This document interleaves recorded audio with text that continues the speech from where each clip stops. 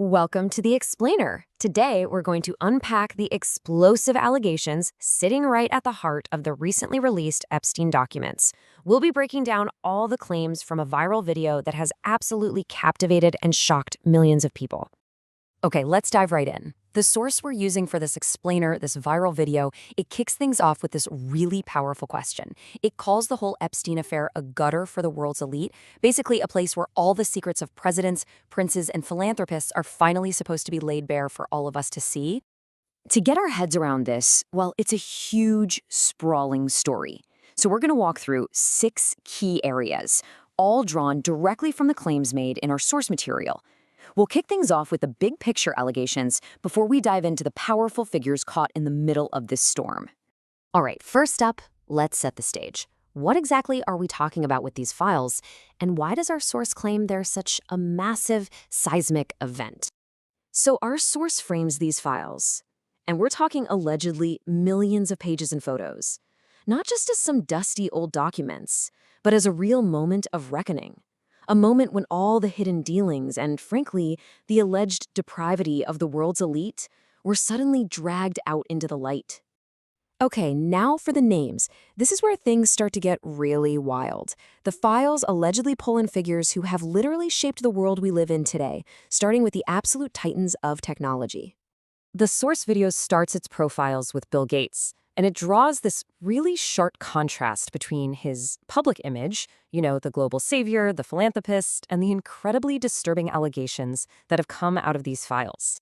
Now, according to the source, these shocking allegations actually come from Epstein's own email drafts. And here's the theory it presents. Epstein never even sent them. He just kept them as the ultimate blackmail material against one of the richest, most powerful men on the planet. Next up, the source turns to Elon Musk. While he's busy dreaming of Mars, the allegations in these files are very, very down to earth and pretty dark. Our source uses these alleged emails to ask a really pointed question. Was Musk just an unknowing acquaintance who happened to get an invite, or was he someone who was actively looking to go to one of the island's infamous parties? From the world of tech, the source makes a hard pivot straight into the political arena, focusing on 2 of the most powerful men in recent American history.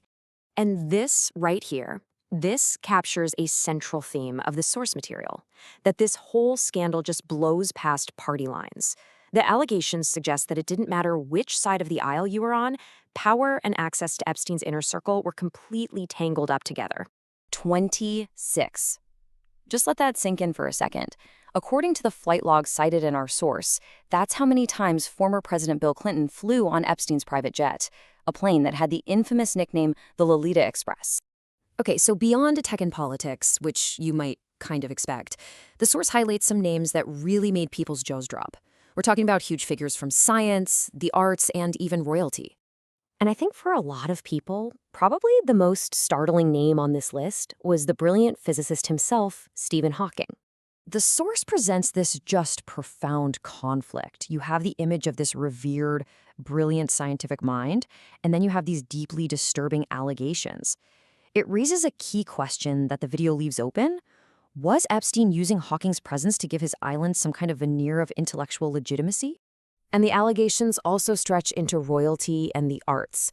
The source details claims against Britain's Prince Andrew, describing him as a special guest who received girls as gifts. It also brings up the case of Indian filmmaker Meera Nair, pointing out that her documented attendance at a party Ghislaine Maxwell hosted has, according to the source, led to these vicious online attacks against her and her family. So how did this whole alleged network actually work? The source material dives into the supposed mechanics of the system of control they used on Epstein's private island.